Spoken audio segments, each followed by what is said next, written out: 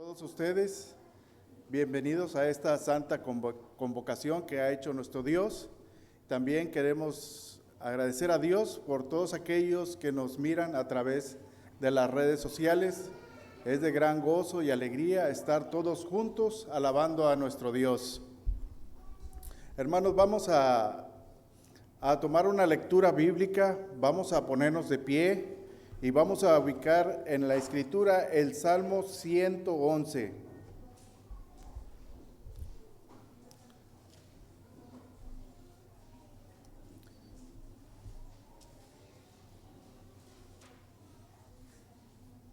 Salmo 111, vamos a leerlo todo completo, por favor. Así dice la Escritura del Señor: alabaré a Jehová con todo el corazón, en la compañía y congregación de los rectos. Grandes son las obras de Jehová, buscada de todos los que las quieren. Gloria y hermosura es su obra, y su justicia permanece para siempre. Ha hecho memorables sus maravillas, clemente y misericordioso es Jehová. Ha dado aliento a los que le temen, para siempre se acordará de su pacto. El poder de su obra manifestó a su pueblo, la heredad de las naciones. La obra de sus manos son verdad y juicio. Fieles son todos sus mandamientos, afirmados eternamente y para siempre, hechos en verdad y en rectitud. Redención ha enviado a su pueblo, para siempre ha ordenado su pacto. Santo y temible es su nombre. El principio de la sabiduría es el temor de Jehová. Buen entendimiento tienen todos los que practican sus mandamientos. Su olor permanece para siempre. Amén. Así es nuestro Dios. Vamos a inclinar nuestros rostros para pedir su dirección. Bendito Padre Celestial, tuya es la gloria, Señor. Tú eres Señor y Creador de todas las cosas y tienes soberanías sobre ellos, Señor. Gracias, Padre, por tener misericordia de nosotros, Señor, demostrar tu gracia, tu verdad, tu misericordia. Gracias, Padre, por mostrar también tu obra maravillosa al reformar nuestras vidas, Señor, a seguir a tu Hijo Jesucristo, el cual es olor grato de delante de tu presencia. Padre eterno, gracias, Señor, por tener misericordia de nosotros que somos pecadores y nuestro corazón se inclina, Señor, a la maldad. Gracias por amarnos aún siendo lo que somos, Padre. Señor, ten misericordia también de aquellos que no te conocen, Señor, de aquellos, Señor, que también son nuestros hijos, que tengas misericordia de cada uno de ellos, Señor. Señor, este culto es para gloria tuya. En Cristo Jesús oramos. Amén. Hermanos, vamos a entonar 4 himnos. El primer himno es Maravillosa Gracia.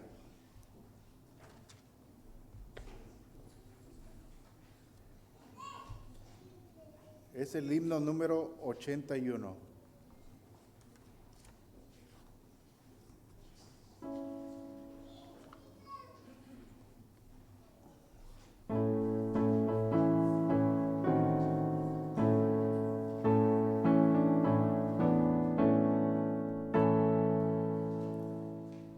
Maravillosa gracia, vino Jesús a dar.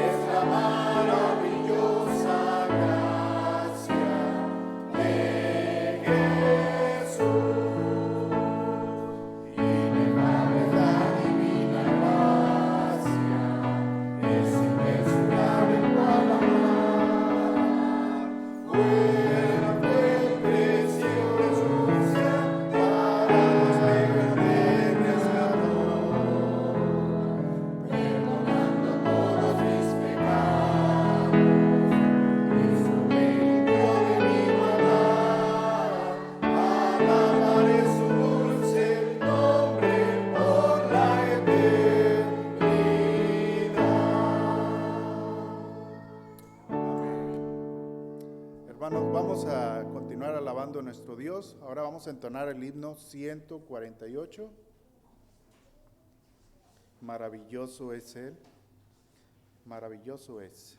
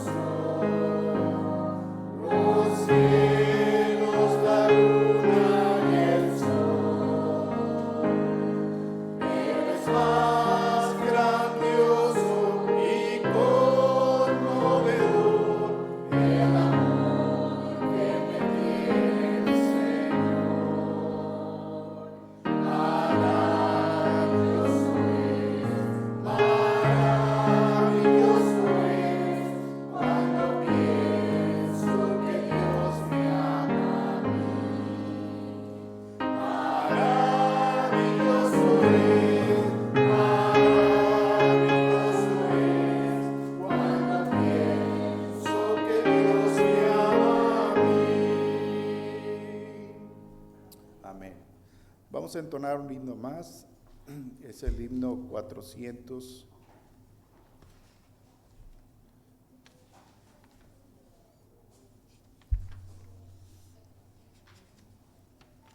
447, tuyo soy Jesús.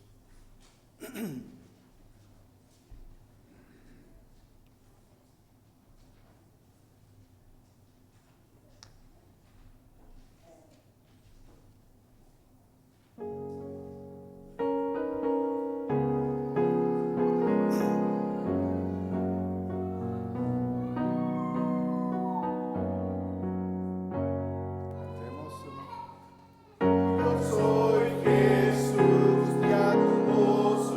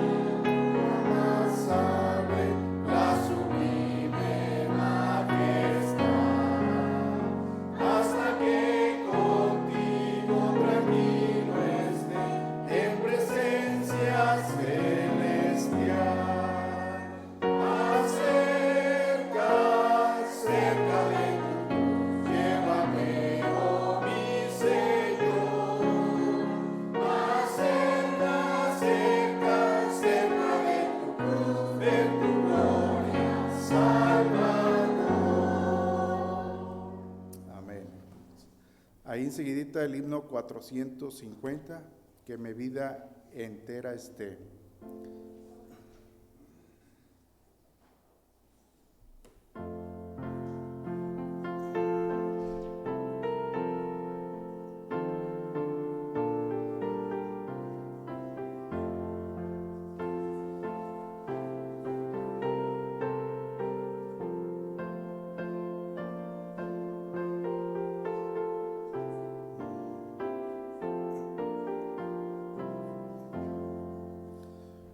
Que mi vida entera esté consagrada a ti, Señor, que a mis manos pueda guiar el impulso de tu amor, el impulso de tu amor, que mis pies tan solo en pos de lo santo puedan ir, y que a ti, Señor, mi voz se complazca en bendecir, se complazca en bendecir,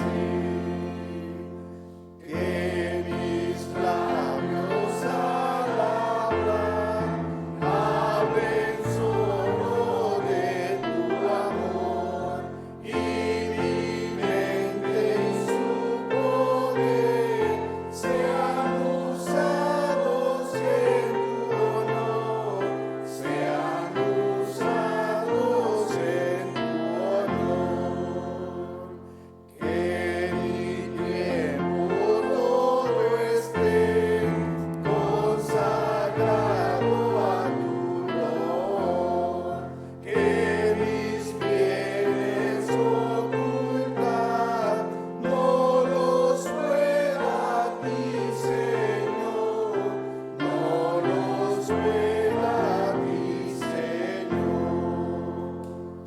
Toma, oh Dios, mi voluntad y hazla tuya nada más. Toma así mi corazón, en tu trono lo tendrás, por tu trono lo tendrás.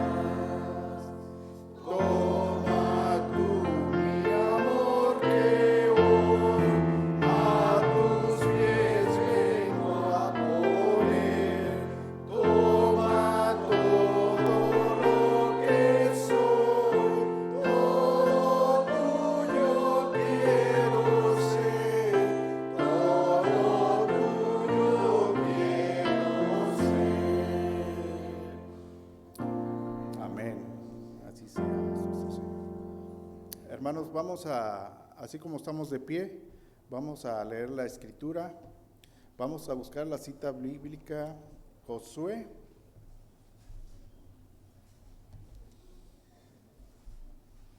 el capítulo 3. Y vamos a leer del 1 al 17.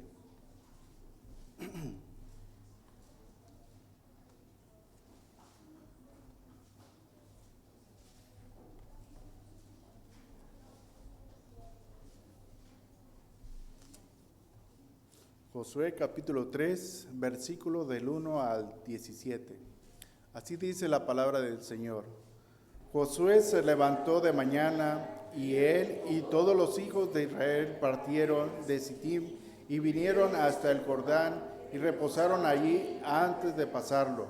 Y después de 3 días los oficiales recorrieron el campamento y mandaron al pueblo diciendo: cuando veáis el arca del pacto de Jehová vuestro Dios y los levitas sacerdotes que la llevan, vosotros saldréis de vuestro lugar y marcharéis en pos de ella, a fin de que sepáis el camino por donde habéis de ir, por cuanto vosotros no habéis pasado antes de ahora por este camino, pero entre vosotros y ella haya distancia como de 2000 codos, no os acerquéis a ella.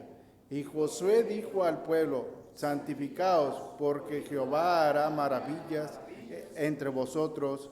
Y habló Josué a los sacerdotes diciendo, tomad el arca del pacto y pasad delante del pueblo. Y ellos tomaron el arca del pacto y fueron delante del pueblo. Entonces Jehová dijo a Josué, desde este día comenzaré a engrandecer delante de los ojos de todo Israel, para que entiendan que como estuve con Moisés, así estaré contigo. Tú pues mandarás a los sacerdotes que lleven el arca del pacto, diciendo, cuando hayáis sentado hasta el borde del agua del Jordán, pararéis en el Jordán. Y Josué dijo a los hijos de Israel, acercaos y escuchad la palabra de Jehová vuestro Dios. Y añadió Josué, en esto conoceréis que el Dios viviente está en medio de vosotros, y que él echará delante de vosotros al cananeo, al eteo, al heveo, al fereceo, al gergeseo, al amorreo y al jebuseo. He aquí el arca del pacto del Señor de toda la tierra pasará delante de vosotros en medio del Jordán. Tomad pues ahora 12 hombres de las tribus de Israel, uno de cada tribu, y cuando a las plantas de los pies de los sacerdotes que llevan el arca de Jehová, Señor de toda la tierra, se asienten en el agua del Jordán, las aguas del Jordán se dividirán, porque las aguas que vienen de arriba se detendrán en un montón. Y aconteció cuando partió el pueblo de sus tiendas para pasar el Jordán, con los sacerdotes delante del pueblo, llevando el arca del pacto, cuando los que lo llevaban el arca entraron en el Jordán, y los pies de los sacerdotes que llevaban el arca fueron mojados a la orilla del agua, porque el Jordán suele desbordarse por todas sus orillas todo el tiempo de la siega. Las aguas que venían de arriba se detuvieron como en un montón bien lejos de la ciudad de Adán, que está al lado de Zaretán, y los que descendían al mar de Araba, al mar salado, se acabaron, y fueron divididas, y el pueblo pasó en dirección de Jericó. Mas los sacerdotes que llevaban el arca del pacto de Jehová estuvieron en seco, firmes en medio del Jordán, hasta que todo el pueblo hubo acabado de pasar el Jordán, y todo Israel pasó en seco. Amén. ¿Pueden tomar asiento, hermanos? Vamos a dar tiempo a la predicación de la palabra de Dios.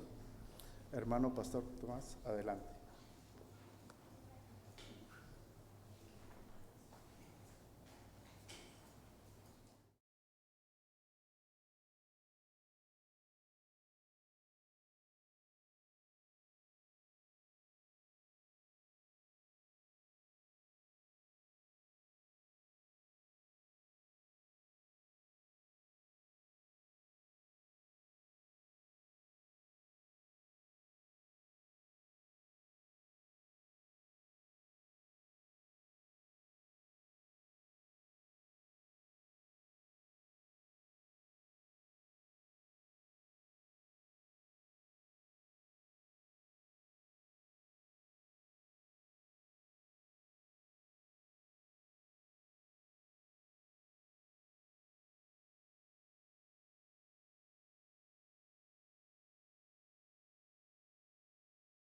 Dios estableció este día sea un día de bendición para nuestras almas, refrigerio para nuestros propios cuerpos, una recarga para ellos en esta semana que estamos iniciando. Feliz día de nuestro Dios y Señor. Estoy muy contento, hermanos, de verles otra vez. En la tarde, si Dios permite, tomaré un tiempo para comentar acerca de lo del viaje. Por ahora, hermanos, yo quisiera tratar con ustedes el mensaje que considero sea de utilidad, sea de bendición para nuestras vidas personales, familiares y para la iglesia. Nuestro texto, hermanos, será Josué capítulo 3 y el verso 5. Precisamente del versículo 5 es donde he extraído el título para el mensaje de hoy. El Señor hará maravillas entre nosotros. El texto completo dice así: y Josué dijo al pueblo: santificaos, porque Jehová hará mañana maravillas entre vosotros. Los capítulos 3 y 4 de Josué han de leerse juntos. Son la narración de la historia del cruce del Jordán. Los dos capítulos deben leerse juntos. Las palabras que ahí predominan son el arca del pacto, el arca del Señor, simbolizando o representando la presencia misma de Dios entre el pueblo. La otra palabra que es recurrente es cruzar, cruzar y pasar, cruzar y pasar. Estamos hablando de un evento de suma importancia en el plan redentor de Dios. No olvidemos, un poco más de 40 años, este pueblo estaba esclavizado en Egipto. El Señor lo sacó de esa esclavitud y le prometió un lugar donde sería establecido, donde sería un testimonio al mundo acerca de quién es Dios y del obrar de Dios. Así que considero que pueda ser de utilidad para nosotros. Si Dios me asiste, expondré ante ustedes las cosas que en el texto se subrayan. Y en mi humilde comprensión, hay tres cosas que se subrayan: la manifiesta presencia de Dios, la manifestación del poder de Dios y el propósito por el cual Dios realizó este acto. Veremos cada uno en su momento, cada uno será un encabezado. Pidamos que Dios nos asista. Amado Dios, gracias por instituir, por separar este día, Señor, para que nuestros espíritus y nuestros mismos cuerpos hallen, Señor, el descanso, encuentren el reposo, porque a través de él, Señor, mientras los creyentes te tributan honor y gloria, ellos son rejuvenecidos, son recuperados en sus energías, su fe, su paz, su gozo, son fortalecidos. Dios, gracias por permitirnos este momento.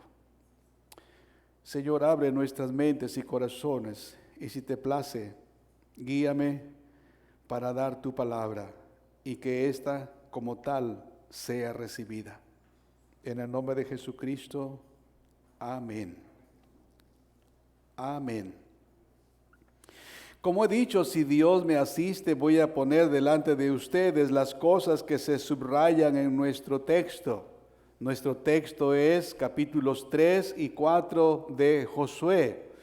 Particularmente el versículo 5, de donde hemos extraído el título de nuestro mensaje: Dios hará maravillas entre nosotros.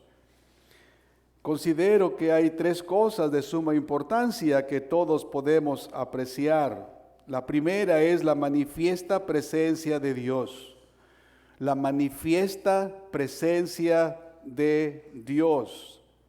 El arca representaba en forma visible la presencia de Dios. El arca del pacto representaba simbolizaba en forma visible la presencia de Dios entre su pueblo.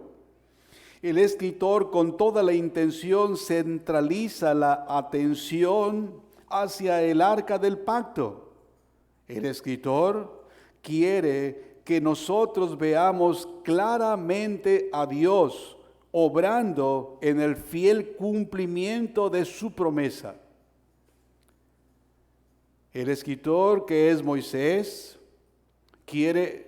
Josué, quiere que nosotros tengamos claro que es Dios obrando, que es Dios operando en el fiel cumplimiento de su promesa. La frase, el arca del pacto, se repite 17 veces. Yo recomendé que se leyera estos 2 capítulos, la tarde y noche de ayer.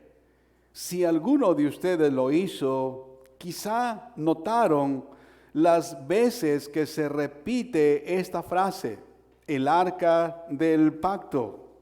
Claramente la intención es señalar la importancia de la presencia de Dios entre su pueblo. Dios estaba cumpliendo su promesa de introducirlos a la tierra que les prometió. Escuchen ustedes lo que escribe Josué en el versículo 17, 3:17. Mas los sacerdotes que llevaban el arca del pacto de Jehová estuvieron en seco, firmes, en medio del Jordán, hasta que todo el pueblo hubo acabado de pasar el Jordán, y todo Israel pasó en seco. Dios estaba guiando a su pueblo para pasar o cruzar el río Jordán y heredar la promesa que Dios había hecho solemnemente. Escuchemos otra vez a Josué en el capítulo 1 del versículo 5 en adelante. Nadie te podrá hacer frente en todos los días de tu vida. Como estuve con Moisés, estaré contigo, no te dejaré ni te desampararé. Esfuérzate y sé valiente, porque tú repartirás a este pueblo por heredad la tierra, la cual juré a tus padres que la daría a ellos. Solamente esfuérzate y sé muy valiente para cuidar de hacer conforme a toda la ley que mi siervo Moisés te mandó.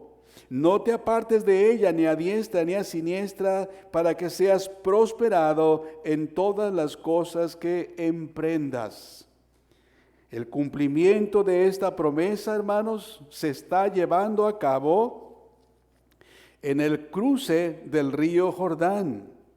Una vez que estaban al otro lado, ellos sin duda alguna estaban bendiciendo a Dios y creyendo firmemente en las promesas de Dios. Acerca de esta promesa, Josué les dijo, versos 9 y 10, estoy parafraseando, ustedes pueden leer el texto. Acercaos y escuchad las palabras de Jehová nuestro Dios. Y añadió, en esto conoceréis que el Dios viviente está en medio de vosotros. Aunque Dios había dicho a Josué que Él estaría con él, que Dios estaría con él, y le dijo que a partir de ese entonces, Dios, comenzaría a engrandecer a Josué. Él nunca pensó en llamar la atención sobre sí mismo. Siempre estaba interesado y comprometido en poner la atención sobre nuestro Dios y Señor, sobre el arca del pacto. Repito otra vez el texto, Josué 3:9. Josué les dijo, acercaos y escuchad las palabras de Jehová vuestro Dios. Y añadió: en esto conoceréis que el Dios viviente está en medio de vosotros, y que Él echará de delante de vosotros al cananeo, al eteo, al heveo, al fereceo, al gergeseo, al amorreo y al jebuseo. He aquí el arca del pacto del Señor de toda la tierra pasará delante de vosotros en medio del Jordán. Hermanos, cuando el pueblo vio pasar a los sacerdotes llevando el arca, y más tarde verles firmes en medio del Jordán, debió cobrar ánimo. El pueblo debió animarse, avivar su fervor, su fe, su temor. Debió cobrar un temor reverente al considerar la misma presencia de Dios por medio del arca. El pueblo no solo miraba a los sacerdotes, lo que el pueblo miraba es que Dios estaba con ellos, representado en el arca del pacto. Escuchen los versículos 3 y 4.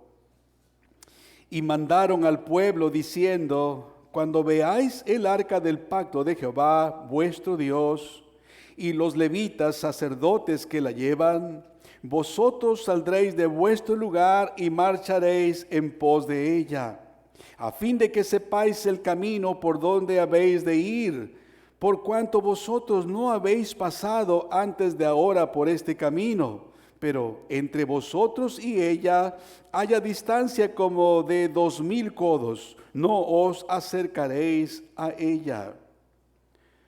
Cuando Dios dio instrucciones a Josué, y Josué las trasladó tal como las recibió, el pueblo estaba expectante, esperando solamente que los sacerdotes que llevaban el arca comenzaran a caminar. Y ellos tendrían que seguirles inmediatamente.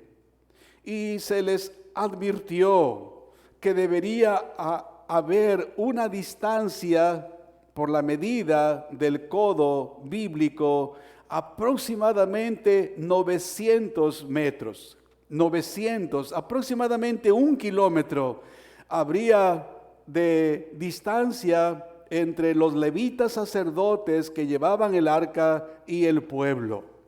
Me imagino, recreándolo en mi mente, la expectación que tendrían todos ellos para poder estar atentos al momento en que los levitas sacerdotes cargaran el arca poniéndola sobre sus hombros y empezar la marcha, empezar el camino. Y no deberían acercarse como se nos indica en la Escritura. Ellos tenían que ir expectantes, viendo, observando, caminando. Esto era algo extraordinario. Así que ellos fueron animados, motivados, con expectativa y con temor reverente, viendo que Dios estaba dirigiendo la marcha. No solo ellos, el pueblo, también fue la presencia de Dios lo que fortaleció a los sacerdotes en medio del Jordán, mientras sostenían en sus hombros el arca del pacto. La presencia de Dios con ellos, cumpliéndose así la promesa que encontramos en Éxodo capítulo 33. Si ustedes ven, por favor, el versículo 14 de Éxodo 33. Mi presencia irá contigo y te daré descanso.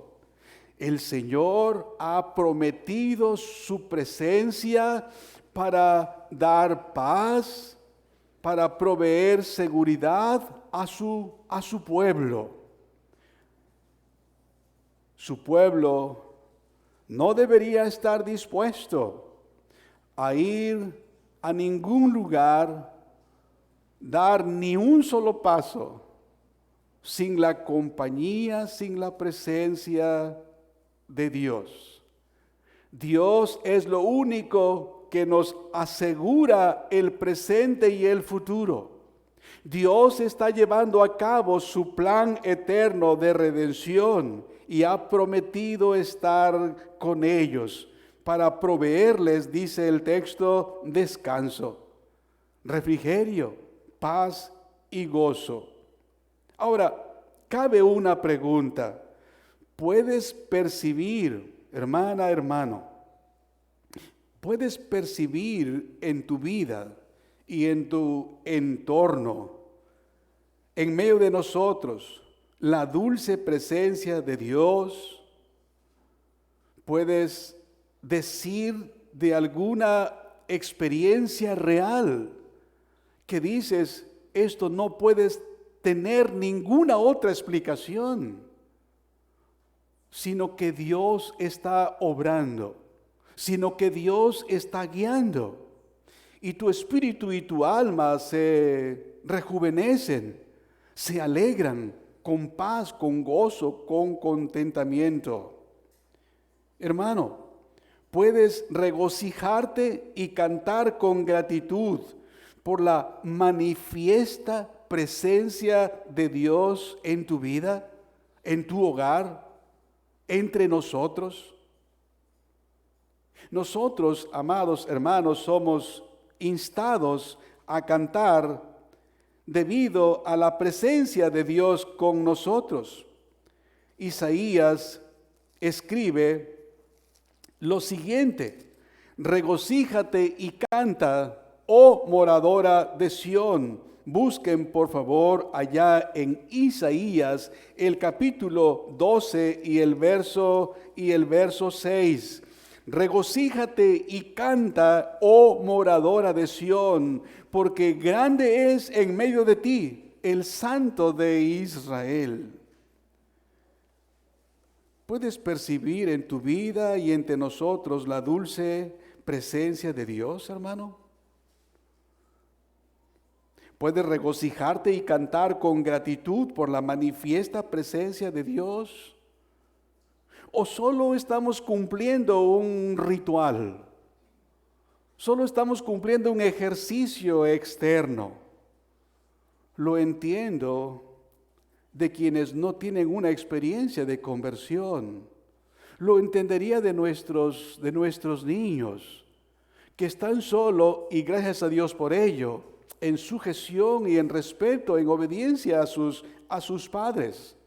Pero los creyentes deben tener una expectativa alta de encontrarse con Dios y con otros creyentes para disfrutar de su dulce y grata y consoladora presencia, que trae descanso y reposo a nuestras almas. Hermanos, nosotros tenemos grandísimas y preciosas promesas acerca de la presencia de Dios con nosotros. Jesús en el Evangelio de Mateo 18:20 dice que donde hay 2 o 3 creyentes reunidos para el propósito supremo de su vida, para tratar asuntos relacionados con el reino, dice el Señor en Mateo 18:20, he aquí yo estoy en medio de ellos, donde haya 2 o 3 reunidos en mi nombre. En Mateo 28 y el versículo 20, en el contexto de la gran comisión, también nuestro Salvador promete estar con nosotros. Amados hermanos, este pueblo fue revitalizado, entusiasmado, animado, y sus corazones se llenaron de santo temor, observando a estos hombres, los levitas sacerdotes, cargando el arca del pacto que representaba, simbolizaba Dios con ellos. Y tan pronto como los vieron pasar, ellos iniciaron la marcha tras ellos, creyendo que las instrucciones dadas a través de sus líderes, en este caso Josué y otros que colaboraban con él, eran verdad. Qué gran bendición es contar con nuestro Señor en nuestra reunión y en nuestras vidas. Ahora, la presencia de Dios tiene manifestaciones. No solo es el objeto material del arca que simbolizaba la manifiesta presencia de Dios. ¿Cuáles son las manifestaciones visibles de la presencia de Dios? O en otras palabras, nuestro segundo encabezado, la manifestación visible del poder de Dios.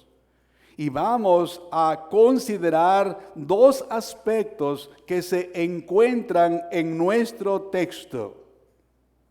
Lo primero, el más obvio y evidente, es que Dios detuvo las aguas. Escuchen ustedes las instrucciones de Josué. Regresemos a Josué, capítulo 3, versículos 13 en adelante. Y cuando las plantas de los pies de los sacerdotes que llevan el arca de Jehová, Señor de toda la tierra, se asienten en las aguas del Jordán, las aguas del Jordán se dividirán, porque las aguas que vienen de arriba se detendrán en un montón. ¿Escucharon? Es un hombre, hermanos, un hombre de carne y hueso, y está diciendo cosas que no tienen lógica. ¿Cómo es eso? Él está dando las instrucciones y dice, las aguas del Jordán se dividirán, porque las aguas que vienen de arriba se detendrán en un montón. Seguimos leyendo. Y aconteció, cuando partió el pueblo de sus tiendas para pasar el Jordán con los sacerdotes delante del pueblo llevando el arca del pacto, cuando los que llevaban el arca entraron en el Jordán y los pies de los sacerdotes que llevaban el arca fueron mojados a la orilla del agua, porque el Jordán suele desbordarse por todas las orillas todo el tiempo de la siega. Las aguas que venían de arriba se detuvieron como en un montón, bien lejos de la ciudad de Adam, que está al lado de Zaretam, y las que descendían al mar de Arabá, al mar salado, se acabaron y fueron divididas, y el pueblo pasó, y el pueblo cruzó. Hermanos, por un momento, usemos la imaginación. Pensemos en una presa y consideremos su embalse. No sé la capacidad que tengan esos muros de contención de nuestras presas, que algunas veces, pocas veces, pero algunas veces están al límite de su capacidad y han de desfogarlas, ¿verdad? Para evitar un daño, un rompimiento de sus muros de contención y su embalse. Imagínense lo que podría provocar. Pero la única manera de tener estas presas es precisamente con esos muros de contención. ¿Pueden ustedes imaginar una pared de agua? Una pared de agua. No, pastor, por favor, no diga eso. Eso no puede pasar. Josué recibió la instrucción y obediente, fiel a su Señor, se le dijo, no te apartes de la ley. No te apartes de todo lo que se te ha indicado a través de Moisés. sigue las instrucciones. Y él dio exactamente las instrucciones. Y el pueblo creyó a Josué, cierto, pero creyó a Dios. Hermanos, Dios lo hizo. Dios detuvo las aguas. Ya lo hizo una vez. Allá en Éxodo 14, el verso 21, se nos dice cómo Dios abrió el mar rojo. Ahora en Josué 4:23 se nos recuerda ese evento y se nos señala el evento presente. 4:23, porque Jehová vuestro Dios secó las aguas del Jordán delante de vosotros hasta que habíais pasado, a la manera que Jehová vuestro Dios lo había hecho en el mar rojo, el cual secó delante de vosotros hasta que pasamos. Usted puede ver este dato en Éxodo capítulo 14 y el verso 21. Hermanos, Josué habló con verdad cuando dijo, verso 5 del capítulo 3, santificaos, conságrense, porque Dios va a hacer maravillas. La presencia de Dios de por sí es maravillosa. El hecho de que acudamos a esta convocatoria santa es porque nos encontramos con el Señor y Él está en medio de nosotros. Qué bendición es esto. Hermanos amados, al leer la historia de la redención, se deben recordar estos portentosos hechos: el Mar Rojo, el río Jordán y por supuesto Belén, y también la cruz de Cristo. Tales eventos nos hablan de cómo Dios está llevando a cabo el plan de redención. Ahora, para que nos asombremos un poco más, veamos lo que dice el versículo 15, aunque ya lo he leído, pero mi énfasis es que las aguas se detuvieron en un montón. Pero ahora observemos el detalle que el Espíritu Santo dirigió a Josué para que lo tengamos nosotros. Verso 15, la parte B, porque el Jordán suele desbordarse por todas sus orillas todo el tiempo de la siega.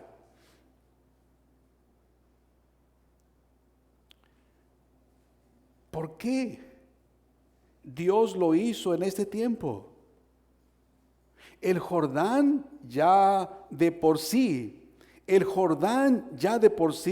no era un río tranquilo que corría mansamente. No, era uno bravo y su anchura era considerable. Pero ya de por sí, pero ahora en el tiempo de la siega se desborda. Está lo que nosotros diríamos en algunos lugares donde hay muchos ríos, están crecidos. No te acerques a la ribera. Cuando es tiempo de estiaje, tiempo de sequía, los ríos van bajos, mansos en sus corrientes. Pero cuando hay muchas lluvias, entonces sus corrientes son riesgosas, son peligrosas. Pero el Señor, hermanos, dispuso cruzar a su pueblo o hacerlo cruzar en un tiempo de mayor adversidad. Dios se deleita en mostrar su poder ante nuestra impotencia más absoluta, para que nos quede claro que no contribuimos en nada para nuestra liberación. Dios quiere que tengamos claro que Él es quien nos da la victoria. No sé si recuerdan la historia de Gedeón, aquel hombre a quien Dios levantó como juez para liberar a su pueblo de la mano de los madianitas. Y él contaba con un numeroso pueblo que lo apoyaría. Y Dios desistió reducir este número de personas a un número menor, de tal manera que de 32,000 quedaron 10,000, y aún era un número mayor. Y Dios dijo, de tal manera que ellos pueden considerar que su liberación, su victoria, su éxito pudiera depender de su propia habilidad, de su propia fuerza, de ellos mismos. Así que le propuso a Gedeón que los llevara al río y que los observara la manera en cómo cruzarían el río. Algunos caminando llevarían el agua a sus bocas mientras caminaban cruzando el río. Otros se arrodillarían para beber agua del río. Y Dios le dijo que solamente con aquellos que caminando tomaban agua con sus manos y podían yendo, lamiendo el agua, pero caminando. ¿Y saben qué? Solo 300 hombres, 32,000 a 300 hombres, menos del 1%, menos del 1%. ¿Por qué Dios lo hizo así, hermanos? Pienso yo, creo yo, hermanos, que Dios se deleita en mostrar su poder ante nuestra impotencia más absoluta, para que nos quede claro que no contribuimos en nada para nuestra liberación. Dios quiere que tengamos claro que Él es quien nos da la victoria. Dios le dio la victoria a este hombre, a Gedeón, de una manera extraordinaria. Se acercó al campamento y escuchó el relato, la conversación de algunos hombres que decía que había tenido un sueño, que un pan de cebada venía rodando y ¡pum!, golpeó el campamento. Y ahí mismo dieron la interpretación y dijeron, esto no es otra cosa que la espada de Gedeón. Y todos ellos, aturdidos y temerosos, hermanos, fueron derrotados por Jehová de los ejércitos. ¿Por qué Dios hizo pasar a su pueblo cuando parecía más difícil de cruzar? Porque Él se deleita en mostrar su poder ante nuestra impotencia más absoluta. Porque en nuestra debilidad es que se manifiesta el poder de Dios. Hermana, hermano, querida iglesia, ¿han experimentado ese obrar maravilloso, misterioso y oportuno del Señor? ¿Has experimentado ese obrar maravilloso, misterioso y oportuno del Señor en tu vida y en tu entorno? ¿Puedes ver la mano del Señor obrando en tu favor y conforme al propósito eterno de redención? Puedes decir, esto no es otra cosa que la mano de Dios. Como Nehemías cuando obtuvo todo aquello que solicitó al rey. Cuando él dio testimonio al pueblo para motivarlo a la reconstrucción del muro, él les dijo la manera en cómo la benéfica mano de Dios había operado en su favor.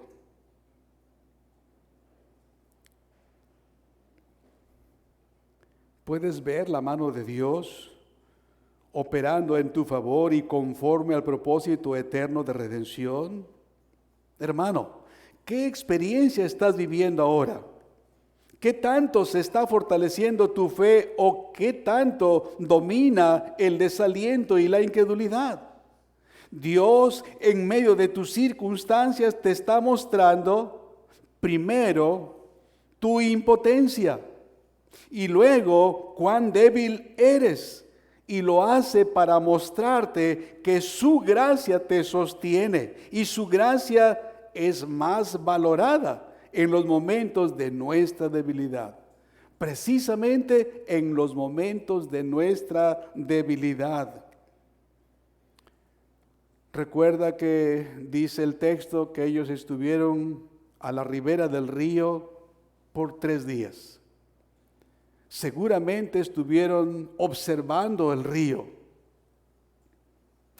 No solo era difícil cruzar el río de por sí, pero ahora crecido, ahora desbordado. Ellos debieron llegar al punto, al ver el río desbordado, que solo Dios podría hacer que de una manera extraordinaria cruzaran, pues no había forma de vadear el río. No había ninguna posibilidad de vadearlo. No había ningún vado en ese momento. El río estaba desbordado. Dios es especialista en manifestarse, haciendo aquellas cosas que no serían posibles de otra manera. Las aguas en un montón. Pero hay otra manera en que se manifiesta el poder de Dios, hermanos. Y esta es la siguiente. El poder de Dios se manifiesta en la disposición colectiva a la obediencia. La disposición colectiva a la obediencia. Dice el texto, hermanos, que pasaron todos. Escuche usted 3:17 y 4:1. Mas los sacerdotes que llevaban el arca del pacto de Jehová estuvieron en seco, firmes en medio del Jordán, hasta que todo el pueblo hubo acabado de pasar el Jordán, y todo Israel pasó en seco. Cuando toda la gente hubo acabado de pasar el Jordán, Jehová habló a Josué diciendo, todos cruzaron, hermanos, pasaron todos. Se encarga Josué de decirnos. ¿Y saben ustedes cuántos eran todos? La población en ese momento, hermanos, era aproximadamente 2 millones de personas. No eran una congregación de 50 personas, que a veces en alguna dirección que den los pastores o que alguno de los colaboradores dieran, no hay la disposición para seguir las instrucciones. Aproximadamente 2 millones de personas, hermanos. Consideremos por un momentito lo que esto implica. No es una cosa fácil, amados hermanos. Dios dio a Josué indicaciones específicas y Josué las comunicó tal como las recibió, y la obediencia fue tal que es digno de notar. Escuchen el capítulo 4, los versículos 10 y 11.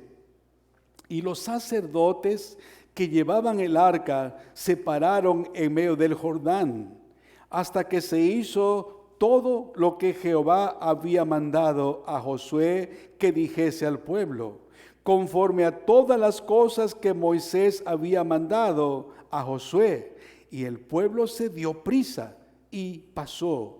Y cuando todo el pueblo acabó de pasar, también pasó el arca de Jehová y los sacerdotes en presencia del pueblo.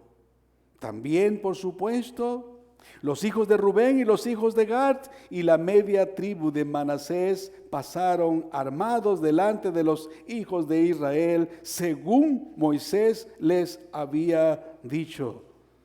Hermanos, esto no es normal. Esto no es normal. ¿Cómo es que sucedió esto? Dios está aquí, obrando en ellos el querer como el hacer. Específicamente, hermanos, si comparamos este acto de obediencia colectiva con la experiencia de Cades Barnea. ¿Recuerdan ustedes lo que pasó en Cades Barnea precisamente 40 años atrás con los padres de estos hombres?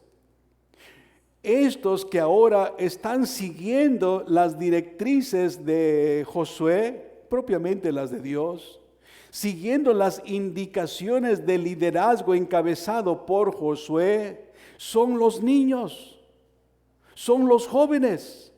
Son aquellos que escucharon a sus padres decir, no podemos ir. Somos como langostas. Nos van a derribar, nos van a matar, nos van a destruir. No podemos ir. ¿Recuerdan eso? ¿Y qué fue lo que provocó esa decisión democrática? 10 quisieron, 2 no quisieron. 40 años. Y todos ellos murieron, con la excepción de Josué y Caleb.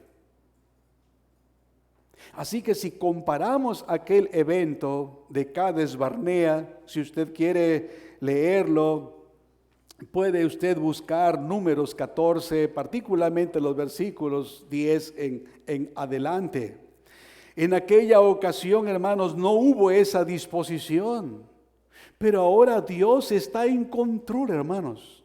Dios está produciendo en ellos el querer como el hacer. El pueblo, hermanos, por 3 días, según 3, 1 y 2, el pueblo por 3 días ve delante suyo lo imposible. El río está desbordado. Deben pasar semanas y meses para que termine la temporada de lluvia y los ríos bajen su cauce. Y quizá haya algún vado para poder vadearlo y estar del otro lado. No, a menos que sucediera algo extraordinario.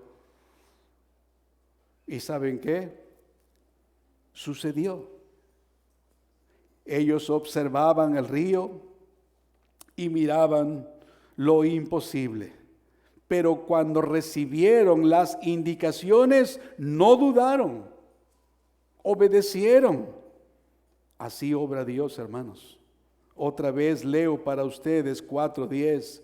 Y los sacerdotes que llevaban el arca se pararon en medio del Jordán hasta que se hizo todo lo que Jehová había mandado a Josué que dijese al pueblo, conforme a todas las cosas que Moisés había mandado a Josué. Y el pueblo se dio prisa y cruzó. Esto no es fácil de lograr, amados hermanos. El hermano Juan nos habla en su clase de la pérdida de la autoridad o el rechazo de la autoridad. Siempre he tenido en aprecio al pastor Jorge por su ministerio, pero la manera en cómo Dios le ha habilitado y le ha concedido la voluntad de sus hijos, 7 hijos, y puede dar una dirección estando los 7 allí, desde hace años que lo conozco. Incluso ahora, que 2 podrían decirse que ya son jóvenes. No es fácil liderar 3 hijos, 2 hijos. No es fácil liderar una congregación de 20, 50 personas. Pero cuando Dios opera, hermanos, entonces se siguen las directrices de Dios. Y si el líder, padre, maestro, gobierno en la iglesia, si ellos están siguiendo a Dios, entonces los demás deberían seguirlos. Hermano, ¿cómo respondes tú ante los imposibles? Escucha bien, que de manera providencial Dios te permite ver. ¿Cómo respondes ante esos imposibles, ante esas dificultades que no son casuales, causales sí, son conforme a la providencia de Dios? Dios te permite verlas delante tuyo. ¿Alguna vez te has puesto a pensar que es Dios mismo quien ha puesto el obstáculo delante de ti para hacerte ver que Él es quien pelea tus batallas? Dios no solo detuvo las aguas, manifestación de su poder, en un montón, una pared de agua. Él también produjo obediencia. Una obediencia colectiva digna de notarse. Finalmente, nuestro tercer encabezado. ¿Cuál es el propósito por el cual Dios obró esta maravilla? ¿Solamente porque sí?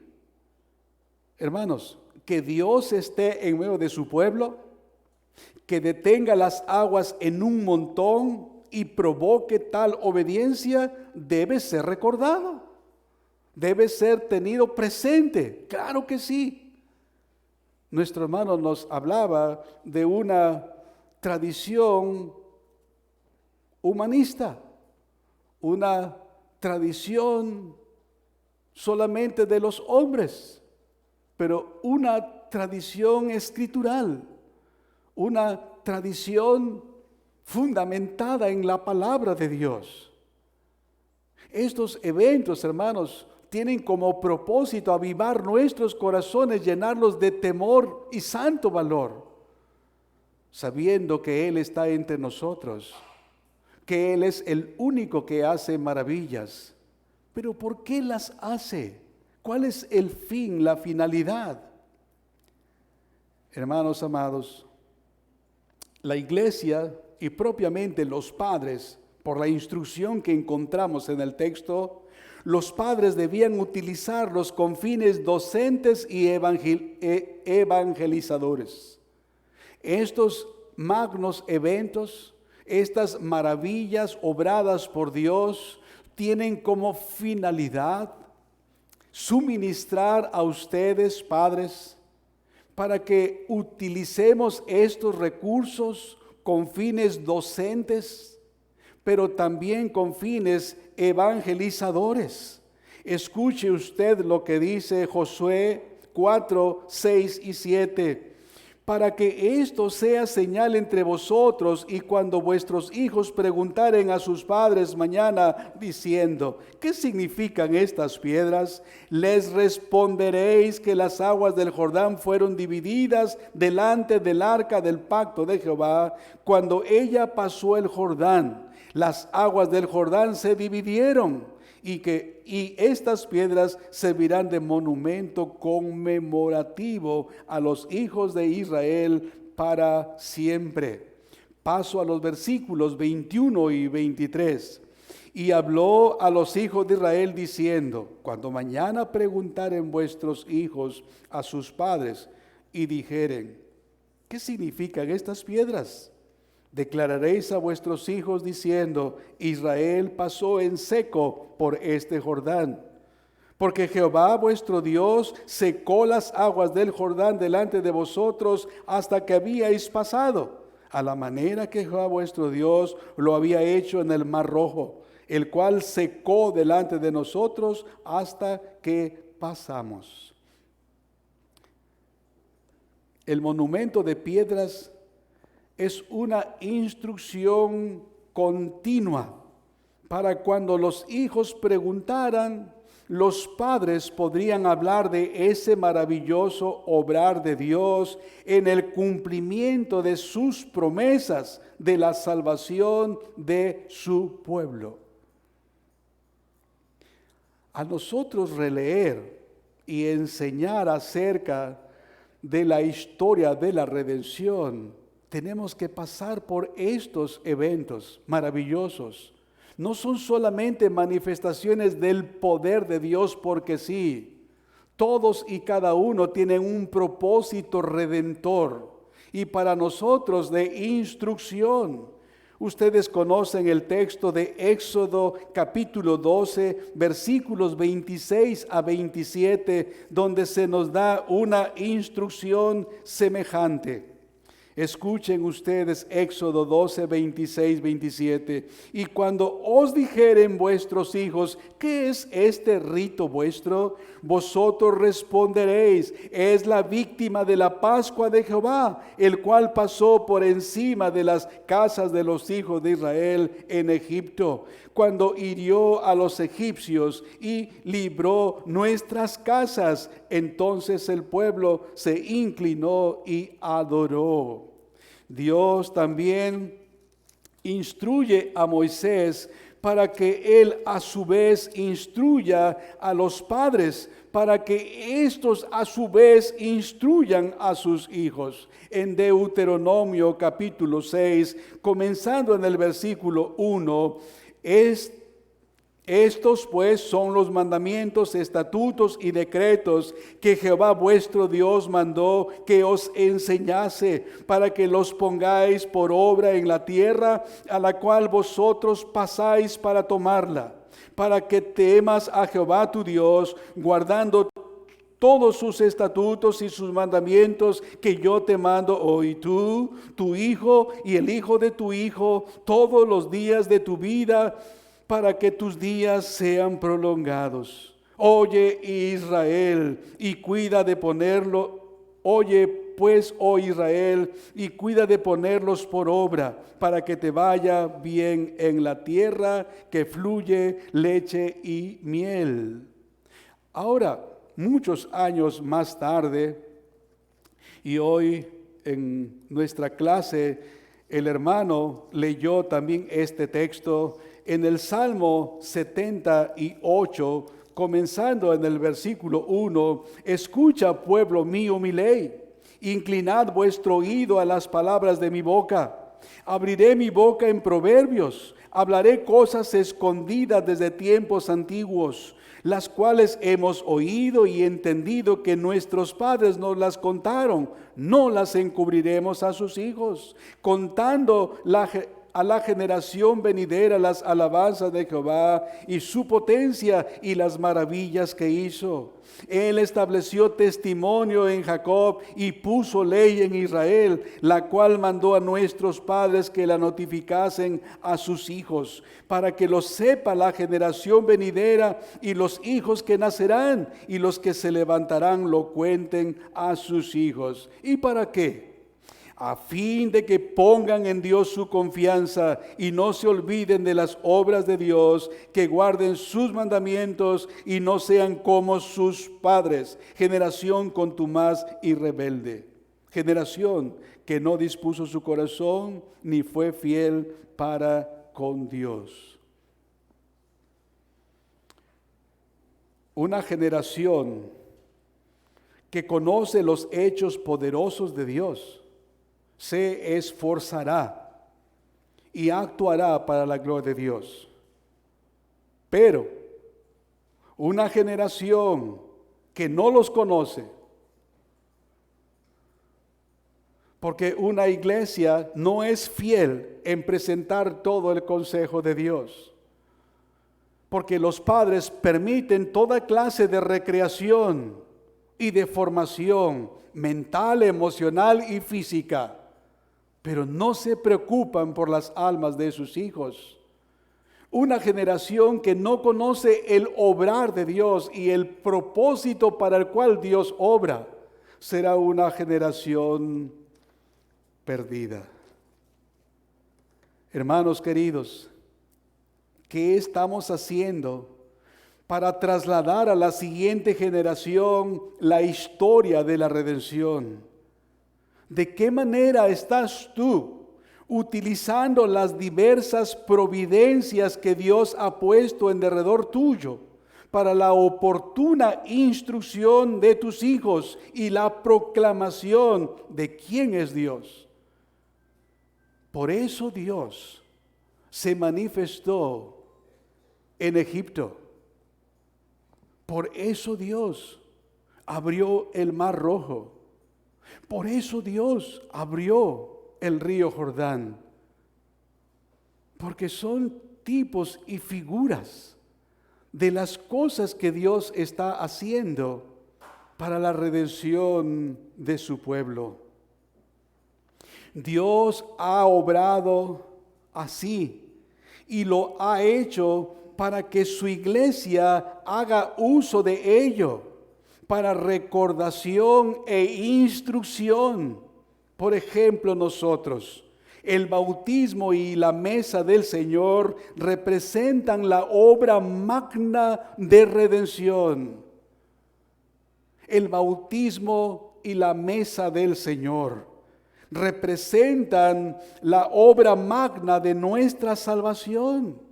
Cuando se celebran, son oportunidades especiales para tratar con la curiosidad natural de nuestros hijos y responderles con instrucción que los lleve a admirar, que los lleve a temer a ese Dios santo y justo ante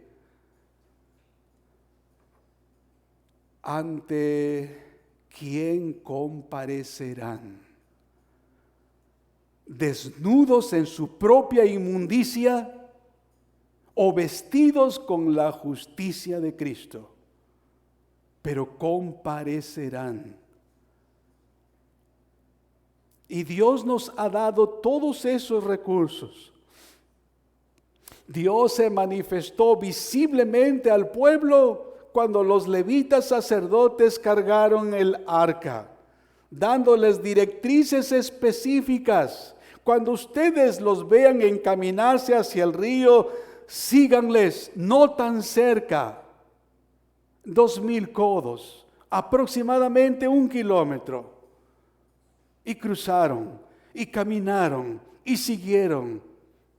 Anteriormente habían visto el río desbordado. Esto no es posible. ¿Cómo vamos a pasar?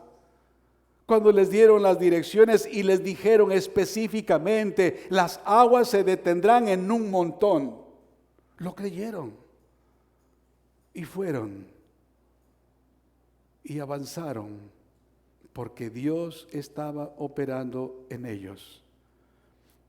Hermanos queridos,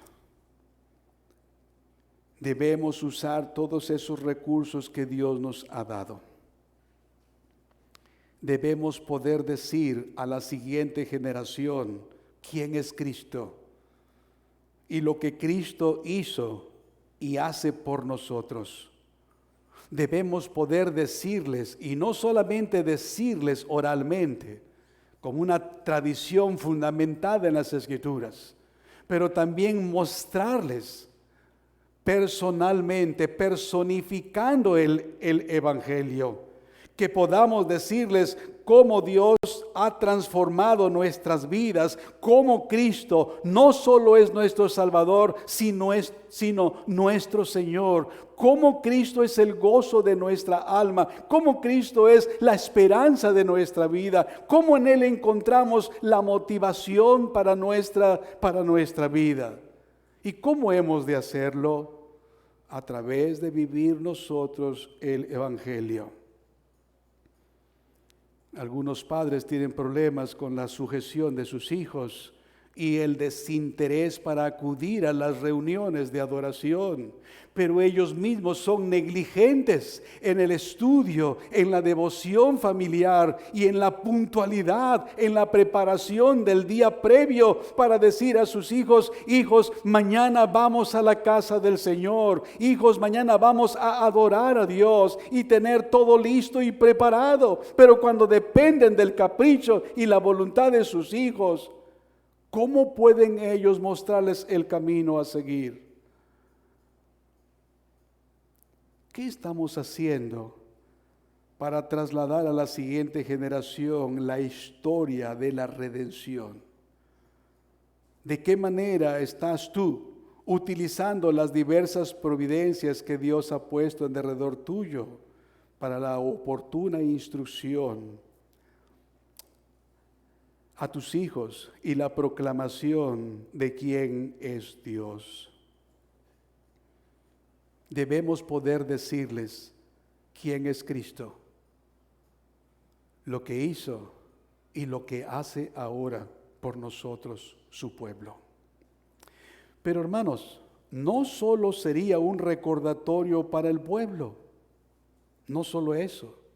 No solamente tenemos la tarea de dejar el evangelio, de dar la estafeta a nuestros hijos, también sería un testimonio a los de afuera. Escuchen la conclusión del relato histórico del cruce del Jordán. Escuche usted la conclusión del relato histórico del cruce del Jordán. Verso 24. Para que todos los pueblos de la tierra conozcan que la mano de Jehová es poderosa.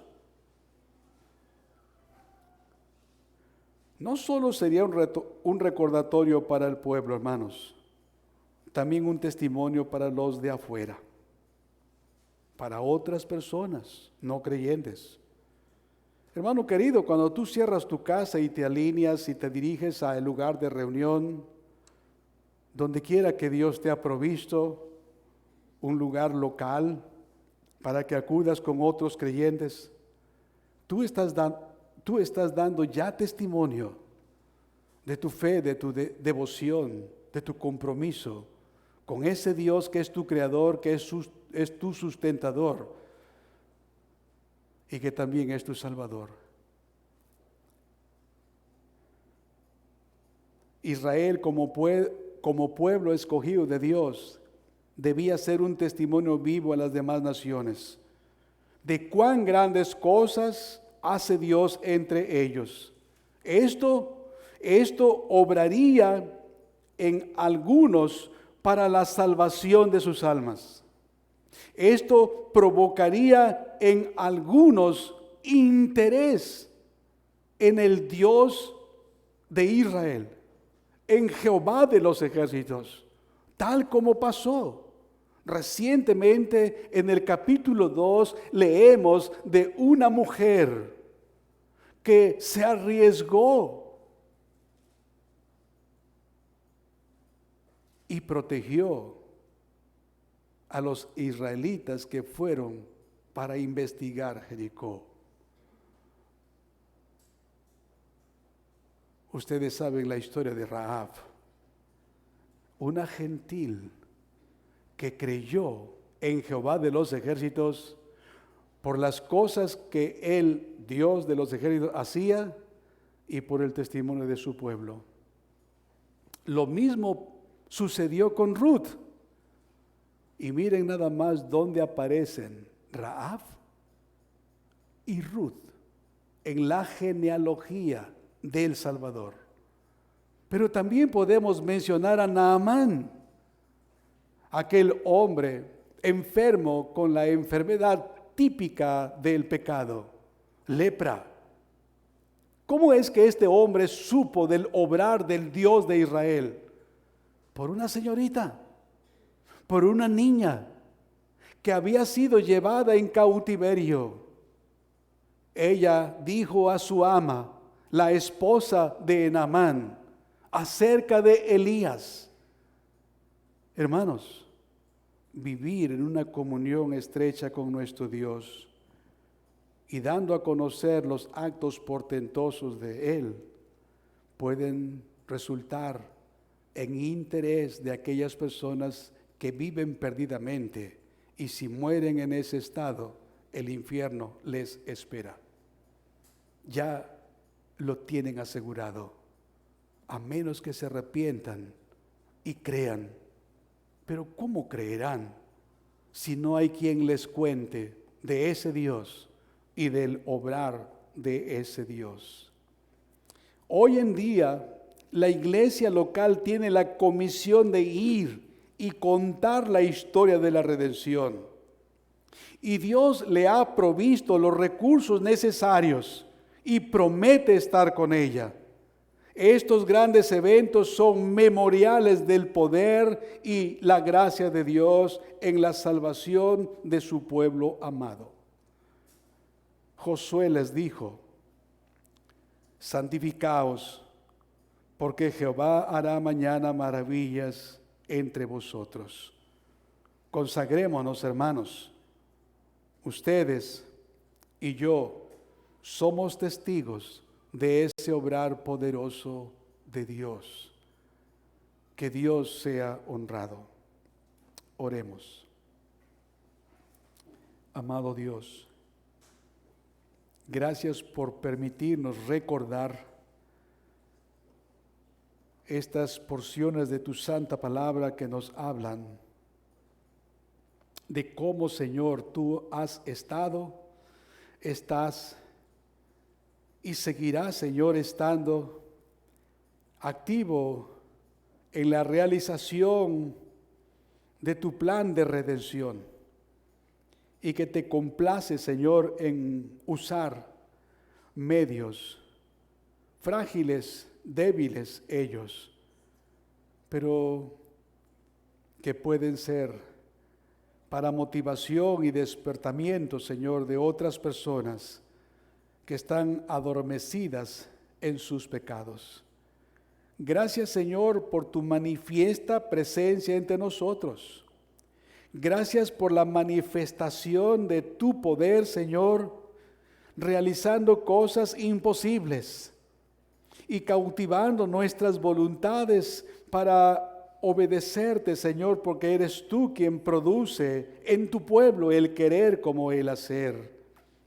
Concédenos la disposición, Señor, para que también consideremos el propósito por el cual tú nos has dejado todas estas experiencias, Señor, todos estos memoriales, para instruirnos, Señor, para alentarnos, para recordarnos tu obra magna. Alabado sea tu nombre. En el nombre de Jesús. Amén.